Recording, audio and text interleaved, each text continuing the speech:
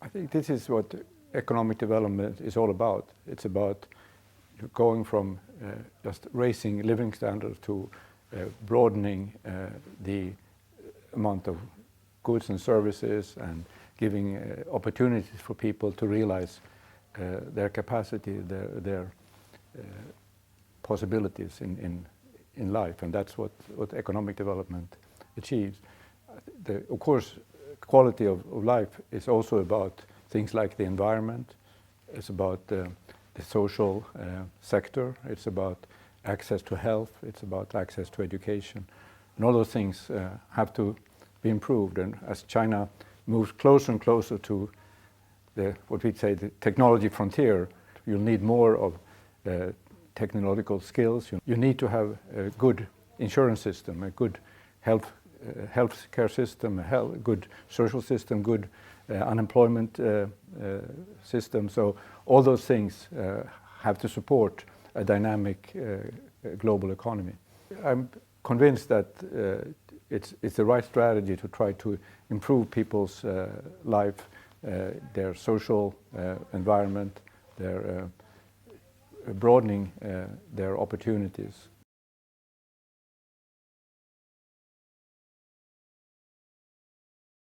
I think that China has opened up, the world has benefited from China's opening up, and China has benefited from its opening up. That process, I think, will continue. We'll have to see exactly, how it goes, and there may be some areas where there are tensions, and it will be more difficult to keep an open approach. But in general, I think that this, and your president said so in a speech today, that globalization is irreversible, and China has to be part of that. The fact that it develops its own domestic market is just very natural.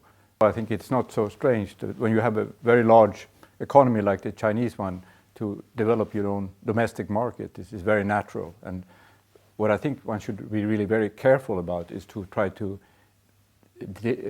build borders to other countries and limit the exchange with other companies, with other markets. So yes, China should develop its own market. It has enough resources and enough human capital, enough financial resources to develop its own economy, and it should continue to do so.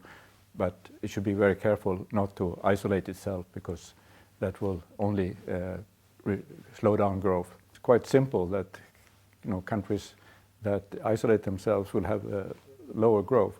I think the advantage with China is that it is a much larger market. Again, if you look at the United States, it's also not so dependent on foreign trade as maybe a small open economy like my own, Sweden. So you have to look at the specific conditions that China is facing. So again, China can rely on its domestic market, but it should still stay in close contact and work. So much of the global value chains now in the world are in China.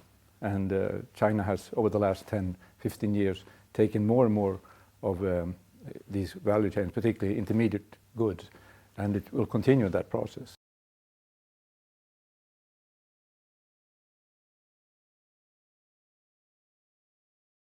I think it's a big step forward. It's particularly in Asia, the structure of trade agreements was very confusing and very not very helpful for bringing about greater trade.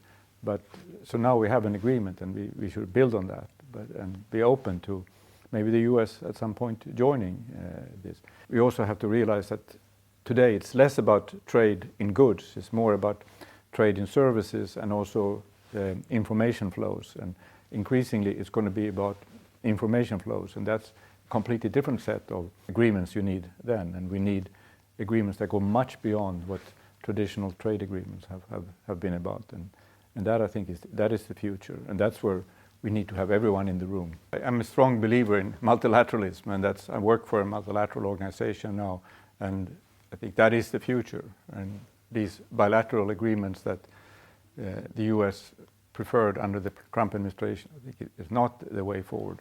And we have seen with the recent signing of the RCEP is a big step forward, and there are some other major agreements at work, and we want the US to be part. It is the largest economy in the world. It is still very influential in many areas.